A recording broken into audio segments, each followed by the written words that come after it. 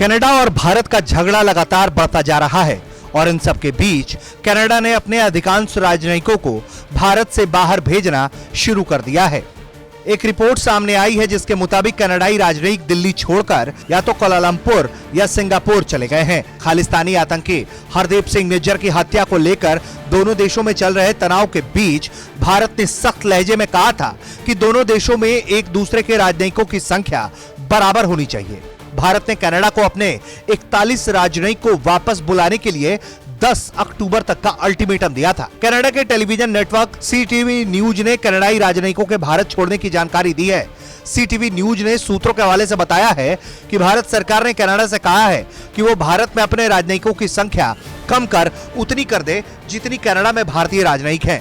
Report में बताया गया है कि भारत ने कनाडा से अपने 41 राजनयिकों को वापस बुलाने के लिए कहा है, लेकिन सीटीवी न्यूज ने जिन सूत्रों से बात की उनका कहना है कि दोनों देश अपने अपने देशों में बराबर राजनयिक चाहते हैं। रिपोर्ट में बताया गया है कि भारत में काम करने वाले अधिकांश कनाडाई राजनयिकों को दिल्ली के बाहर कुआलालंपुर या फिर सिंगापुर ले जाया गया है। कनाडा के राजनयिक और काउंसलर संबंधों की देखरेख करने वाले विभाग ग्लोबल अफेयर्स कनाडा ने इससे पहले कहा था कि भारत में उनके राजनयिकों को धमकियां मिल रही हैं। विभाग ने कहा था कि कुछ राजनयिकों को विभिन्न सोशल मीडिया प्लेटफॉर्मों पर धमकियां मिली हैं। हम भारत में अपने कर्मचारियों की सुरक्षा का आकलन कर रहे हैं, इसलिए हमने अत्यधिक सावधानी बरतते हुए भारत में कर्मचारियों की उपस्थिति को अस्थायी रूप से कम करने का फैसला लिया है। सीटीवी न्यूज की यह रिपोर्ट तब आई है जब भारत ने इस हफ्ते की शुरुआत में कनाडा को अपने मिशनों के कई दर्जन राजनयिकों को वापस बुलाने के लिए कहा। विदेश मंत्रालय के एक साप्ताहिक प्रेस कॉन्फ्रेंस में भी ये कहा गया कि भारत और कनाडा में दोनों देशों के राजनयिकों की संख्या समान होनी चाहिए। अब ये कनाडा तय करे कि वो अपने किस राजनयिक को भारत में रखना चाहता है और किसे वापस बुलाना चाहता है।